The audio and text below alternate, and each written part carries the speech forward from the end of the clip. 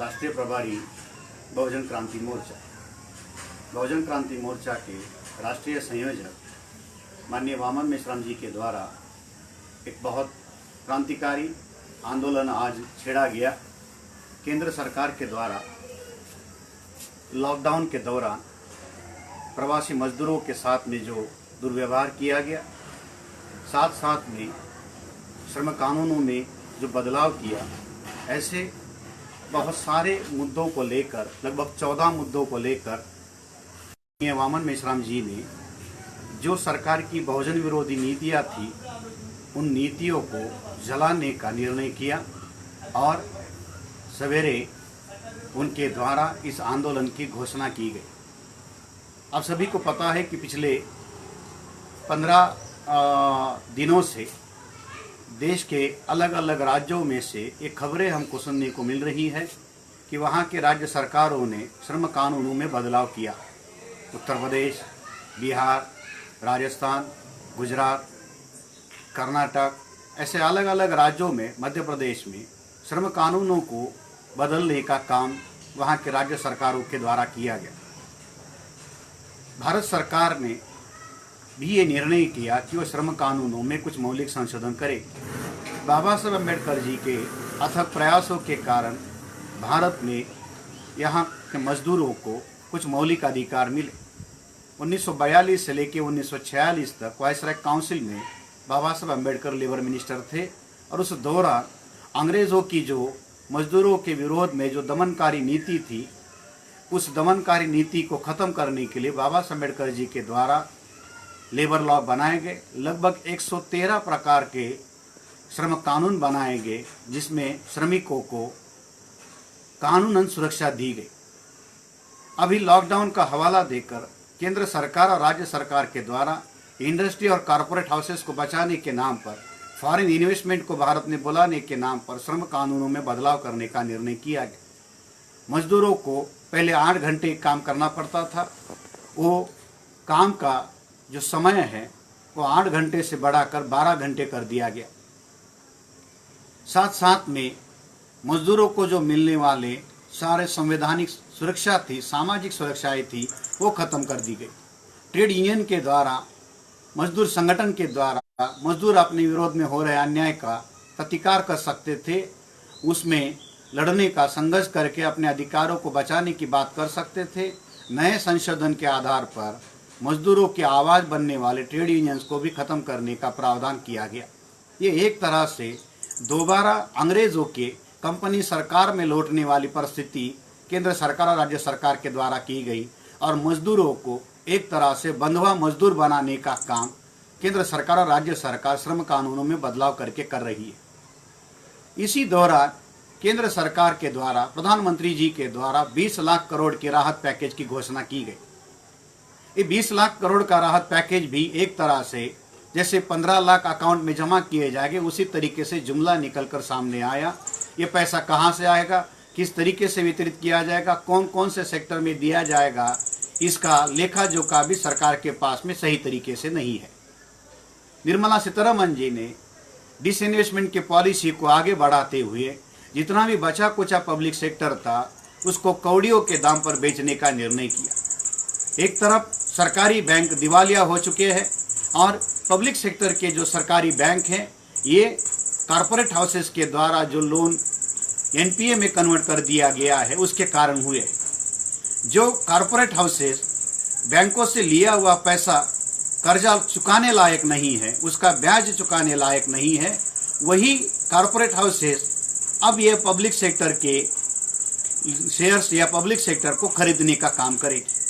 हमें समझ में नहीं आ रहा कि केंद्र सरकार ये पब्लिक सेक्टर किन को बेचेगी। जो पहले से लोन डिफॉल्टर है, घाटे में चल रही है, जो कॉरपोरेट हाउसेस सरकार के बेल आउट पैकेज के मदद पर चल रहे हैं, सरकार के बेल आउट पैकेज के मेहरबानी पर चल रहे हैं, वही कॉरपोरेट हाउसेस एक घाटे में चल रही पब्लिक सेक्टर को कैसे खरीदेंगे, या दोबारा फिर उन कॉरपोरेट हाउसेस के लोगों को केंद्र सरकार ही अपने बैंकों से लोन देगी, जिन्होंने पहले से ही बैंकों को दिवालिया कर दिया। डिफेंस सेक्टर जो किसी भी देश के लिए एक सॉवरेनिटी का एक मौलिक अंग होता है, उससे उस देश संप्रभुता निर्माण होती है। निर्मला सीतारमन और सरकार ने ये निर्णय लिया कि डिफेंस सेक्टर में भी एफडीआई लागू किया जाएगा। 150 साल पुरानी बनी हुई ऑर्डिनेंस फैक्ट्रियों को बेचने का निर्णय केंद्र सरकार के द्वारा किया जा रहा। एक तरफ सरकार ये कह रही है कि उसके पास अपना रेवेन्यू बढ़ाने के लिए कोई साधन नहीं है, इस वजह से वो डिसइन्वेस्टमेंट का सहारा अपना रही है। ये साबित करता है कि ये सरकार किस तरीके से चलाया जा रहा है। पिछले 6 सालों से लगातार डिफिसिट बजट रखा जा रहा है और प्रधानमंत्री अपने भाषणों में आत्मनिर्भरता की, अपने आत्मगौरव की बात कह रहे। जो सरकार 6 सालों में एक भी सरप्लस बजट नहीं रख पाई, वो किस आधार पर आत्मनिर्भरता की बात कर रही है। ये 20 लाख करोड़ का भी पैकेज जो है एक तरह से छलावा है, लेना देना कुछ नहीं है, लोगों के सामने घोषणा करने का काम है। इसी दौरान साथियों, महाराष्ट्र के सरकार के द्वारा अनुसूचित जाति के विद्यार्थियों को फॉरेन एजुकेशन के लिए जो स्कॉलरशिप दी जाती थी, उसमें भी बदलाव करने का निर्णय किया गया और उसको क्रीमिलियर लगाने की बात कही गई। 6 लाख का सीलिंग क्रीमिलियर के लिए लगा दिया गया। दुनिया की टॉप मोस्ट 100 यूनिवर्सिटियों में पढ़ने के लिए ये स्कॉलरशिप दी जाती थी। राज्य सरकार के द्वारा इसमें क्रीमिलियर लगाने का काम किया गया। अब 6 लाख का सीलिंग लगाकर केंद्र सरकार या राज्य सरकार पहले से ही पर्याप्त मात्रा में अनुसूचित जाति जनजाति के विद्यार्थियों को उच्च शिक्षा में साथ सहयोग नहीं कर रही। अब जितनी दी जा रही है उसको भी सीलिंग लगाकर खत्म करने का काम किया जा रहा है। हम सभी जानते हैं कि उच्च शिक्षा से क्या परिणाम आता है। बड़ौदा के महाराजा सयाजीराव गायकवाड़ जी के द्वारा बाबा साहब अम्बेडकर को पहली बार उच्च शिक्षा का विदेश में पढ़ने का मौका मिला। उसका परिणाम ये रहा कि आज भारत के संविधान निर्माता के तौर पर बाबा साहब अम्बेडकर को जाना जाता है। ये केवल और केवल उच्च शिक्षा, विदेशी शिक्षा के कारण संभव हुआ। इसी तरीके से प्रथम दर्जा के बुद्धिजीवी बाबा साहब अम्बेडकर निर्माण करना चाहते थे। केंद्र सरकार इस नीति को आगे बढ़ाने की बजाय, राज्य सरकार इस नीति को आगे बढ़ाने की बजाय उसको खत्म करने के काम पर लगी है, जिसका हम निषेध करते हैं।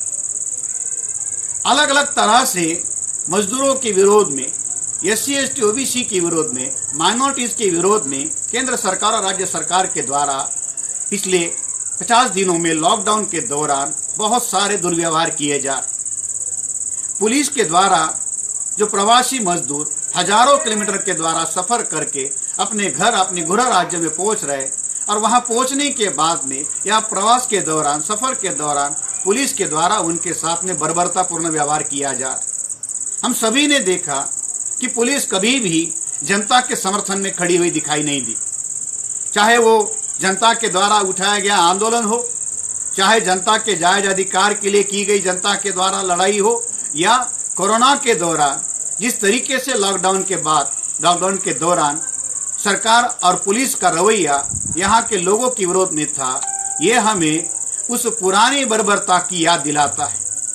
और सभी को याद होगा 1857 के म्यूटिनी के बाद में अंग्रेजों ने IPC बनाई, इंडियन पिनल कोड बनाया और उसमें पहली बार अंग्रेजों ने इंडियन पुलिस एक्ट बनाया। इस इंडियन पुलिस एक्ट के द्वारा अंग्रेजों ने पहली बार भारत में पुलिस की संकल्पना लाई और यहाँ के पुलिस को इतने अनियंत्रित अधिकार दिए कि वो किसी भी भारत के नागरिक को, कॉलोनियल पीरियड में किसी भी नागरिक को उठाकर उसको मार सकती थी, उसको बिना वारंट अरेस्ट कर सकती थी, उसके साथ जो चाहे दुर्व्यवहार कर सकती थी। और अगर किसी ने उसको रोकने की कोशिश की, उसके विरोध में हो रहे अन्याय को रोकने का, प्रतिकार करने का प्रयास किया, तो उसके ऊपर ही कानूनन कार्रवाई की जाती थी। ये अंग्रेजों की यहाँ के भारत के मूल निवासियों को दबाने के लिए बनाई गई नीति थी। एक बर्बरता का एक कानून था। आजाद भारत में ये जो पुलिस को दिया ये अनियंत्रित अधिकार थे, वो खत्म होने चाहिए थे, मगर जवाहरलाल नेहरू और कांग्रेस के द्वारा वही नीति जो अंग्रेजों की दमनकारी नीति थी, उसी नीति को आगे बढ़ाया। आज पुलिस के पास में खुला लाइसेंस है सड़क पर घूम रहे मजदूरों को पीटने का, उनके साथ गाली गलौज करने का, उनको मारने का, यहाँ तक कि उनके साथ शालीनता से पेश आने की बजाय अभद्रता से उनके साथ व्यवहार किया जा रहा है। उनके बच्चों के साथ, उनके परिवार के साथ, महिलाओं के साथ में बर्बरतापूर्ण व्यवहार पुलिस के द्वारा किया जा रहा है। उसके सैकड़ों हजारों वीडियो डेली सोशल मीडिया में आ रहे हैं।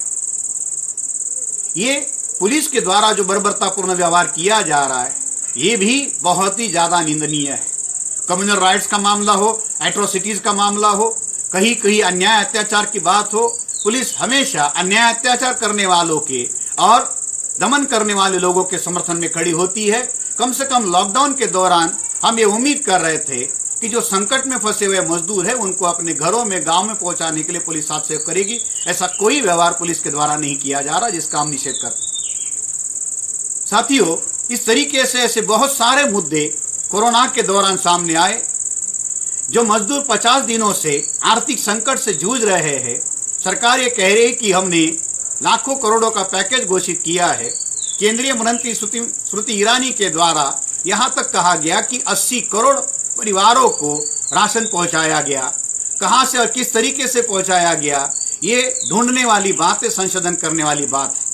यहाँ के मंत्रियों के पास अपनी ही प्रजा की जानकारी नहीं है, अपने ही सरकार ने बताए हुए आंकड़ों की जानकारी नहीं। ये साबित करता है कि वो कितने असंवेदनशील इस मुद्दे पर है। औरंगाबाद के पास में 16 मजदूर ट्रेन पर कटकर मरे। जब यह मामला सुप्रीम कोर्ट में गया तो सुप्रीम कोर्ट ने भी इस मामले को गंभीरता से लेने की बजाय बल्कि इस मामले के प्रति जो राज्यकर्ताओं की असंवेदनशीलता है, उसी तरीके से असंवेदनशीलता सुप्रीम कोर्ट के द्वारा भी दिखाई गई। और ये कहा गया कि हम क्या कर सकते हैं, मजदूर सड़क पर सो रहे। मजदूरों को सड़क पर सोने के लिए किसने मजबूर किया, उनकी जान माल का नुकसान किसने किया, इसके बारे में सुप्रीम कोर्ट अपने से कोई पहल नहीं कर रही। जिस सुप्रीम कोर्ट के पास में अर्नब गोस्वामी का मामला प्राथमिकता पर लेने के लिए समय है, वही सुप्रीम कोर्ट केंद्र सरकार को लॉकडाउन के कारण जो सामाजिक आर्थिक संकट निर्माण हुए उसके लिए दिशा निर्देश देने के लिए किसी तरीके से कोई पहल नहीं कर रही। ये भी सुप्रीम कोर्ट के जजों का जो सामाजिक चेहरा है वो सामने लाने का काम कर। मीडिया, कार्यपालिका, न्यायपालिका, विधायिका कुल मिलकर इस देश का जो 15% का जो हिस्सा है, ये खुलकर इस देश के 85% मूल्यवान के विरोध में आकर काम कर रहा है। निश्चित ही कोरोना महामारी है। कोरोना के साथ में हम सबको मिलकर लड़ने की जरूरत है। इस महामारी का विरोध करने के लिए केंद्र सरकार और राज्य सरकार के द्वारा जो भी उचित कदम उठाए जा रहे, उसका बहुजन क्रांति मोर्चा पुरजोर समर्थन करता है और हमने देश भर में हमारे कार्यकर्ताओं को इस तरीके से सूचनाएं दी है।